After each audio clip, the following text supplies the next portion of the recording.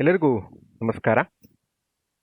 ಕರ್ನಾಟಕ ಸರ್ಕಾರ ಕಾಲೇಜು ಶಿಕ್ಷಣ ಇಲಾಖೆಯು ಲರ್ನಿಂಗ್ ಮ್ಯಾನೇಜ್ಮೆಂಟ್ ಸಿಸ್ಟಮ್ LMS ಎಂಬ ವಿನೂತನವಾದ ಡಿಜಿಟಲ್ ಕಲಿಕಾ ಕಾರ್ಯಕ್ರಮವನ್ನು ಅನುಷ್ಠಾನಗೊಳಿಸುತ್ತಿದ್ದು, ಈ ಹಿನ್ನೆಲೆಯಲ್ಲಿ ತುಮಕೂರು ವಿಶ್ವವಿದ್ಯಾನಿಲಯ ಪ್ರಥಮ BA ಪ್ರಥಮ ಸೆಮಿಸ್ಟರ್ಗೆ ನಿಗದಿಪಡಿಸಿರುವ ಪತ್ರಿಕೆಯಾದ ಚಂದ್ರಹಾಸ ಎಂಬ ನಾಟಕವನ್ನು ಕುರಿತಂತೆ ಈ ಒಂದು ಅವಧಿಯಲ್ಲಿ ತಿಳಿದುಕೊಳ್ಳೋಣ. ವಿದ್ಯಾರ್ಥಿಗಳೇ, ಈಗಾಗಲೇ ನಾವುಗಳು ಈ ಒಂದು ನಾಟಕಕ್ಕೆ ಸಂಬಂಧಪಟ್ಟಂತೆ ಸುಮಾರು 56 ಸೆಷನ್, ಅಂದರೆ ಈ ಒಂದು ಭಾಗಕ್ಕೆ ಸಂಬಂಧಪಟ್ಟಂತೆ ಅಲ್ಲಿಗೆ 26 ಸೆಷನ್ಗಳನ್ನು ಕುರಿತಂತೆ ನಾವು ತಿಳ್ಕೊಂಡಿದ್ದೀವಿ. ಅಂದರೆ ಭಾಗ 1 ಭಾಗ 2 ಸೇರಿದಾಗ 57ನೇ ಸೆಷನ್ ಆಗ್ತದೆ, ಇದು ಕಾವ್ಯ ಭಾಗವನ್ನು ಸೇರಿಕೊಂಡಾಗ. ಸೊ ಇದು 57ನೇ ಸೆಷನ್, ಅಂದರೆ ಚಂದ್ರಹಾಸ ನಾಟಕದಲ್ಲಿ ಬಂದು 27ನೇ ಸೆಷನ್ ಆಗಿರ್ತಕ್ಕಂಥದ್ದು. ವಿದ್ಯಾರ್ಥಿಗಳೇ, ಈಗಾಗಲೇ ನಾವು ಇಡೀ ನಾಟಕವನ್ನು ಸಂಪೂರ್ಣವಾಗಿ ಅಧ್ಯಯನವನ್ನು ಮಾಡಿದ್ದೀವಿ.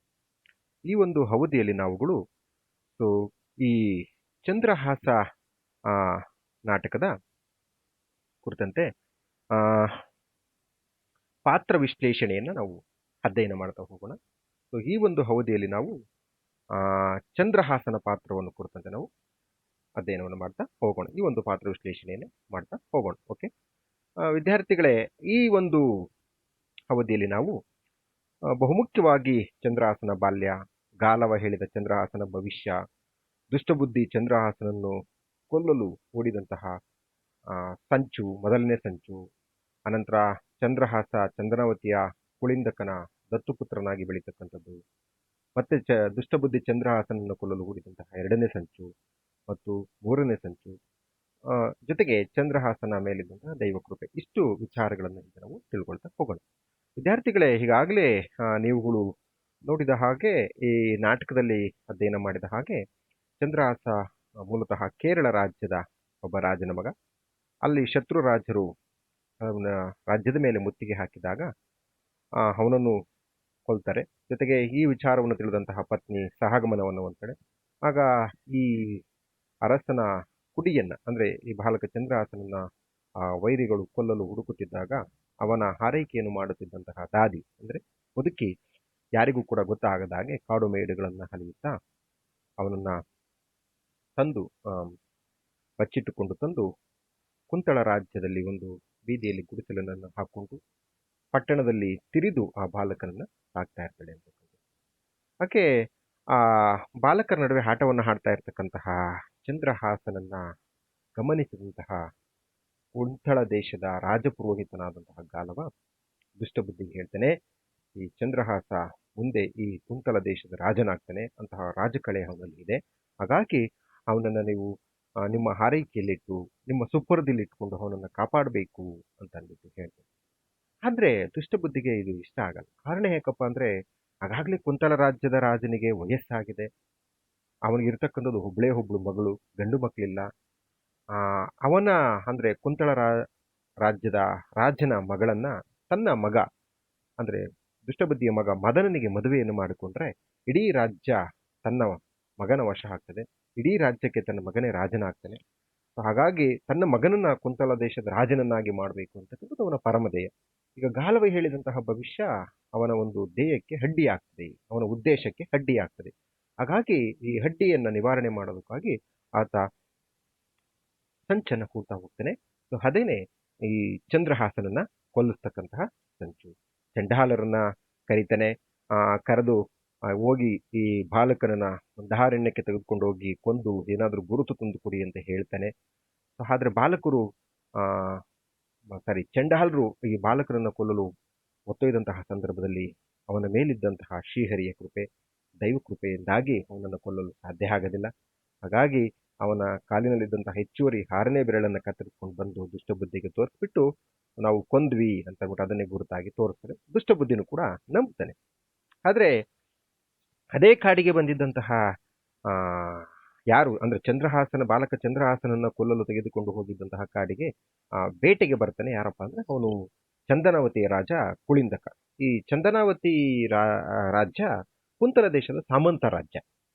ಸೊ ಅಲ್ಲಿ ಒಂದು ಮಾಯಾಜಿಂಕೆ ಅಂದ್ರೆ ಶ್ರೀಹರಿಯ ಕೃಪೆಯಿಂದಲೇ ಆ ಮಾಯಾಜಿಂಕೆ ಸೃಷ್ಟಿಯಾಗಿರ್ತಕ್ಕಂಥದ್ದು. ಅಂದ್ರೆ ಆ ಕುಳಿಂದಕನನ್ನ ಎಲ್ಲಿ ಕಾಲ್ಬೆರಳು ಕತ್ತರಿಸಿಕೊಂಡು ರಕ್ತ ಸಿಕ್ತ ಕಲೆಗಳಿಂದ ಬೆದ್ದಿದ್ದಂತಹ ಚಂದ್ರಹಾಸನ ಬಳಿಗೆ ಅವನನ್ನ ಕರ್ಕೊಂಡು ಹೋಗ್ಬೇಕು.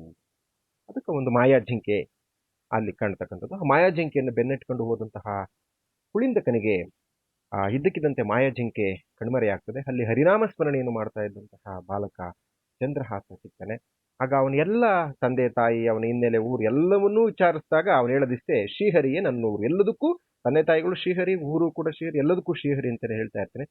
ಆಗ ಇನ್ನೊಂದು ಅಂಶ ಏನಪ್ಪ ಇಲ್ಲಿ ಗಮನಿಸಬೇಕು ಅಂದ್ರೆ, ಈ ಕುಳಿಂದಕನಿಗೆ ಮಕ್ಕಳಿರಲಿಲ್ಲ.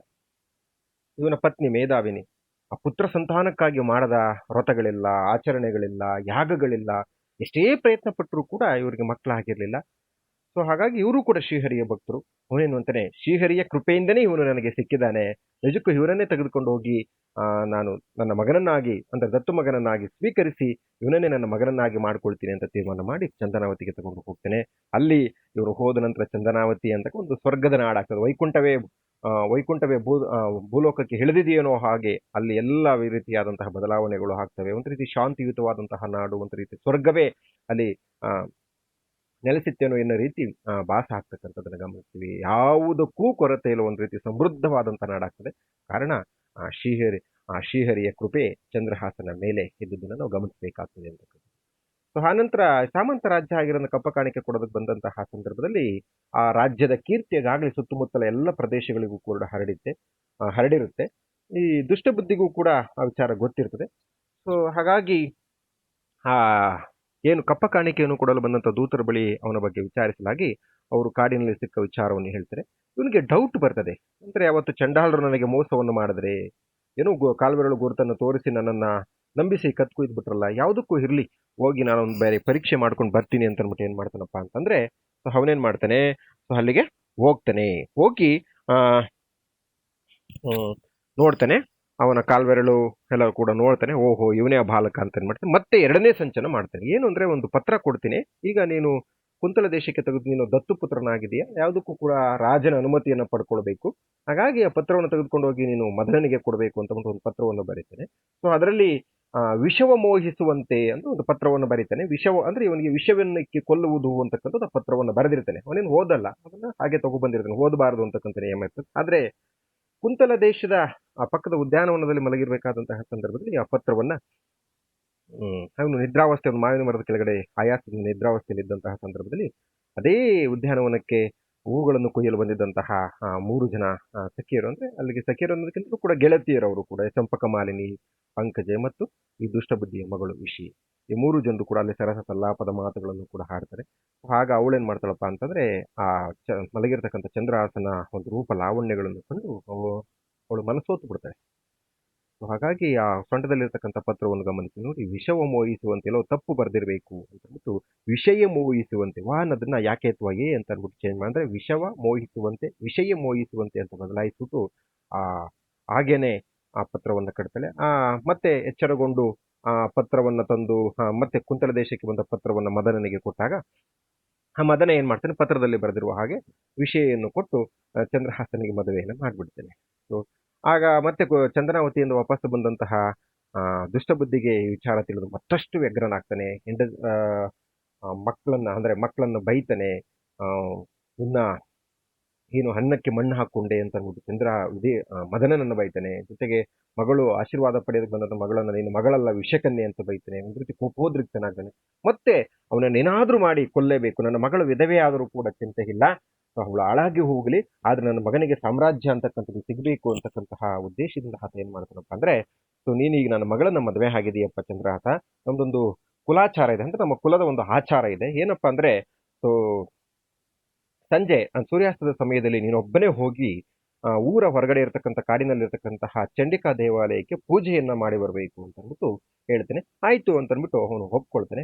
ಸೊ ಮತ್ತೆ ಆ ಚಂಡಾಲರನ್ನ ಕರೆದು, ಈ ಬಾರಿ ಬಿಟ್ರೆ, ಅಂದ್ರೆ ಮೊದಲ ಬಾರಿ ನನಗೆ ಮೋಸ ಮಾಡಿದ್ರೆ ಈ ಬಾರಿ ಯಾವುದೇ ಕಾರಣಕ್ಕೂ ಕೂಡ ಅವನನ್ನ ನೀವು ಕೊಲೆ ಮಾಡಲೇಬೇಕು ಅಂತ ಅಂದ್ಬಿಟ್ಟು ಹೇಳ್ಬಿಟ್ಟು ಅವರನ್ನ ಕಳಿಸಿ ಆ ಚಂಡಿಕಾ ದೇವಾಲಯದಲ್ಲಿ ಹಡಗಿ ಕೂತ್ಕೊಂಡು ಅಂತ ಹೇಳ್ತಾನೆ. ಚಂದ್ರಹಾಸ ಬಂದ ಕೂಡಲೇ ಕೊಲ್ಲೋದಕ್ಕೆ.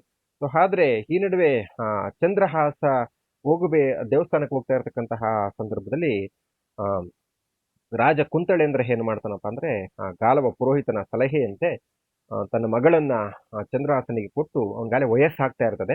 ಹಾಗಾಗಿ ಅವನಿಗೆ ಏನೇನು ಸಾವಿನ ಸುಳಿವು ಅವನಿಗೆ ಸಿಗ್ತಾ ಇರತಕ್ಕಂತ ಕಾರಣಕ್ಕೋಸ್ಕರವಾಗಿ ತನ್ನ ಮಗಳನ್ನ ಚಂದ್ರಹಾಸನಿಗೆ ಕೊಟ್ಟು ರಾಜ್ಯವನ್ನು ಅವನ ಕೈಗೊಪ್ಪಿಸಿ ವನವಾಸಕ್ಕೆ ಹೋಗೋದಕ್ಕೆ ತೀರ್ಮಾನವನ್ನು ಮಾಡ್ತಾನೆ. ಆ ಕಾರಣಕ್ಕಾಗಿ ಅಲ್ಲಿ ಹ್ಮ್ ಚಂದ್ರಹಾಸನನ ಬಳಿ ಬರೇಳು ಅಂತ ಹೇಳಿದಂತಹ ಸಂದರ್ಭದಲ್ಲಿ ಈ ಮದನ ಏನ್ ಮಾಡ್ತಾನೆ, ಪೂಜೆಗೆ ಹೊರಟಿದ್ದಂತಹ ಚಂದ್ರಹಾಸನನ್ನ ತಡೆದು ನೀನು ಈಗಲೇ ಕುಂತಳೇಂದ್ರನ ಬಳಿಗೆ ಹೋಗ್ಬೇಕು ಅಂತ ಹೇಳ್ಬಿಟ್ಟು ಹೇಳ್ತಾನೆ. ಇಲ್ಲ, ನನಗೆ ಪೂಜೆಗೆ ಹೋಗ್ಬೇಕಾಗಿದೆ, ಕುಲದ ಆಚಾರವನ್ನು ಪಾಲಿಸ್ಬೇಕು ಅಂತ ಹೇಳಿದಾಗ, ಕುಲದ ಆಚಾರವನ್ನು ಆ ಕುಲದವರು ಯಾರಾದ್ರೂ ಕೂಡ ಒಬ್ರು ಪಾಲಿಸಿದ್ರೆ ಸಾಕಾಗ್ತದೆ, ನೀನು ಹೋಗು ಅಂತ ಅಂದ್ಬಿಟ್ಟು ಹೋಗ್ತಾನೆ. ಅಂದ್ರೆ ಇಲ್ಲಿ ಚಂದ್ರಹಾಸನ ಬದಲಿಗೆ ದೇವಾಲಯಕ್ಕೆ ಹೋದಂತ ಯಾರಪ್ಪ ಅಂದ್ರೆ ಮದನ. ಹಾಗಾಗಿ ಇಲ್ಲಿ ಮದನನ ಸಾವಾಗ್ತಕ್ಕಂಥದ್ದನ್ನ ಗಮನಿಸ್ತಾ ಹೋಗ್ತೀವಿ. ಅಂದ್ರೆ ಸೊ ಹೀಗೆ ಮತ್ತೆ ಕೊನೆಯ ಅಂಶ ಮುಖ್ಯವಾದದ್ದು ಚಂದ್ರಹಾಸನ ಮೇಲಿದ್ದಂತಹ ದೈವ ಕೃಪೆ. ಅಂದ್ರೆ ಈ ಚಂದ್ರಹಾಸನ ಕಡೆಯವರೆಗೂ ಕೂಡ ಪೊರೆದು ಕಾಪಾಡದಂತವನು ಯಾರಪ್ಪ ಅಂತಂದ್ರೆ ಶ್ರೀಹರಿ. ಅದಕ್ಕೆ ಸೊ ದೇವರು ತನ್ನ ಭಕ್ತರನ್ನು ಎಂದಿಗೂ ಕೂಡ ಕೈ ಬಿಡುವುದಿಲ್ಲ ಅಂತಕ್ಕಂಥದ್ದು ಈ ನಾಟಕದ ಕೊನೆಯವರೆಗೂ ಕೂಡ ನಮಗೆ ದೊರಕತಕ್ಕಂಥದ್ದು ಏನಪ್ಪಾ ಅಂತಂದ್ರೆ ಈ ಒಂದು ಅಂಶ ಆಗಿರ್ತಕ್ಕಂಥ. ಜೊತೆಗೆ ಈ ದೈವ ಕೃಪೆಯ ಮುಂದೆ ಮನುಷ್ಯ ಪ್ರಯತ್ನಗಳೆಲ್ಲವೂ ಕೂಡ ವ್ಯರ್ಥ ಅಂತಕ್ಕಂಥದ್ದನ್ನು ನಾವು ಗಮನಿಸ್ತಾ ಹೋಗ್ತೀವಿ. ಅಂದ್ರೆ ಈಗ ನೋಡಿ, ಇಲ್ಲಿ ದೈವ ಕೃಪೆ ಚಂದ್ರಹಾಸನ ಮೇಲಿದೆ, ಮನುಷ್ಯ ಪ್ರಯತ್ನವಾಗಿ ಇಲ್ಲಿ ದುಷ್ಟಬುದ್ಧಿ ಅವನನ್ನು ಕೊಲ್ಲೋದಕ್ಕೆ ಎಷ್ಟು 3 ಸಂಚುಗಳನ್ನು ಮಾಡಿದ್ರು ಕೂಡ ಅವನಿಗೆ ಅದು ತಿರುಗುಬಾಣವಾಗ್ತದೆ. ಅವನ ಉಪಾಯವೇ ಅವನಿಗೆ ಅಪಾಯವಾಗಿ ಪರಿಣಮಿಸ್ತಕ್ಕಂಥದ್ದನ್ನು ಕೂಡ ನಾವು ಗಮನಿಸ್ತಾ ಹೋಗ್ತೀವಿ. ಅಂದ್ರೆ ಇಲ್ಲಿ ಚಂದ್ರಹಾಸ ಶ್ರೀಹರಿಯ ಪರಮ ಭಕ್ತನಾಗಿರ್ತಾನೆ. ಹಾಗಾಗಿ ಈ ಪರಮ ಭಕ್ತನ ಕಡೆಯ ತನಕವೂ ಕೂಡ ಶ್ರೀಹರಿ ಅವನನ್ನು ಪೊರೆದು ಕಾಪಾಡ್ತಾನೆ. ಜೊತೆಗೆ ಆತ ಒಬ್ಬ ಚಂದ್ರಹಾಸ ರಾಜ ತೇಜಸ್ವಿ ಕಳೆಯುಳ್ಳಂತಹ ಒಬ್ಬ ಶಾಂತ ಚಿತ್ತ ವ್ಯಕ್ತಿ, ಜೊತೆಗೆ ವೀರಾವೇಶದಿಂದ ಹೋರಾಡ್ತಕ್ಕಂತಹ ಸಾಮರ್ಥ್ಯವುಳ್ಳವನಾಗಿರ್ತಕ್ಕಂಥವನು, ಹೌದಲ್ವಾ? ಸೊ ಅವನಲ್ಲಿ ಸದ್ಗುಣಗಳು ಅಂತಕ್ಕಂಥದ್ದು ಮೇಳೈಸಿದ್ವು. ಹಾಗಾಗಿ ಅವನು ಸದ್ಗುಣಗಳ ಒಬ್ಬ ವ್ಯಕ್ತಿ ಆಗಿದ್ದ. ಹಾಗಾಗಿ ಅವನ ಮೇಲೆ ದೈವ ಕೃಪೆಯು ಕೂಡ ಹೆಚ್ಚಾಗಿತ್ತು. ಓಕೆ, ಸೊ ಒಟ್ಟಾರೆಯಾಗಿ ಇಡೀ ನಾಟಕದಲ್ಲಿ ಈ ಚಂದ್ರಹಾಸನ ಮೇಲಿದ್ದಂತಹ ದೈವ ಕೃಪೆಯ ಮುಂದೆ ಮನುಷ್ಯ ಪ್ರಯತ್ನಗಳು ಸೋಲ್ತಕ್ಕಂಥದ್ದನ್ನು ನಾವು ಗಮನಿಸ್ತಾ ಹೋಗ್ಬೋದಾಗಿದೆ ವಿದ್ಯಾರ್ಥಿಗಳು. ಓಕೆ, ಸೊ ಇಷ್ಟು ವಿಚಾರಗಳನ್ನು ಅಂದ್ರೆ ಪಾತ್ರ ವಿಶ್ಲೇಷಣೆಯಲ್ಲಿ ಚಂದ್ರಹಾಸನ ಕುರಿತು ಇಷ್ಟು ವಿಚಾರಗಳನ್ನು ತಿಳಿಸಿದ್ವಿ. ಎಲ್ಲರಿಗೂ ಕೂಡ ಧನ್ಯವಾದಗಳು.